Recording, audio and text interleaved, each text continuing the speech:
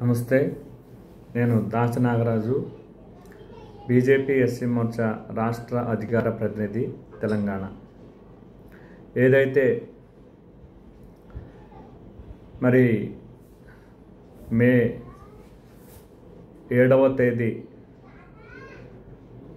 అల్లూరి సీతారామరాజు వర్ధంతి మనం ప్రతి సంవత్సరం జరుపుకుంటామో, ఈరోజు కూడా మన్యం వీరుడు అల్లూరి సీతారామరాజు యొక్క వర్ధంతి సందర్భంగా వారికి మరి ఘనమైనటువంటి నివాళులు అర్పించడం జరిగింది.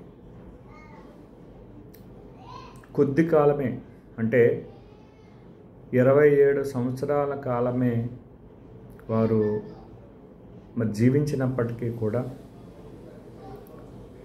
మరణానంతరం కోట్లాది మంది భారతీయుల హృదయాల్లో స్వాతంత్ర్య కాంక్షను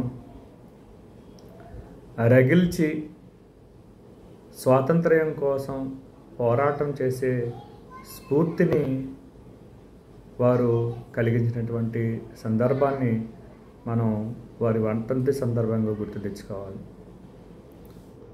1897లో జన్మించినటువంటి అల్లూరి సీతారామరాజు ఒక పేద కుటుంబంలో జన్మించినటువంటి అల్లూరి సీతారామరాజు చిన్నప్పుడే మరి వారి యొక్క తండ్రిని పోగొట్టుకోవటం, ఒకచోట కాకుండా మరి వివిధ ప్రాంతాల్లో వారు సంచరించడం జరిగింది. రంపచోడవరంలో మరి మొట్టమొదటిగా పోలీస్ స్టేషన్పై దాడి చేసి ఆయుధాలు మరి తీసుకొని కొద్దిపాటి వ్యక్తులతో, ఏజెన్సీకి సంబంధించినటువంటి కొద్దిపాటి వ్యక్తులతో సైన్యాన్ని ఏర్పాటు చేసి మరి బ్రిటిష్ వారిని గడగడలాడించినటువంటి మహావీరుడు అల్లూరి సీతారామరాజు. వారి యొక్క జీవితం స్ఫూర్తిదాయకమైంది. వారు ఆయుర్వేదం, అదేవిధంగా యోగా విద్యల్లో ప్రావీణ్యం సంపాదించినటువంటి మహనీయుడు. వారి యొక్క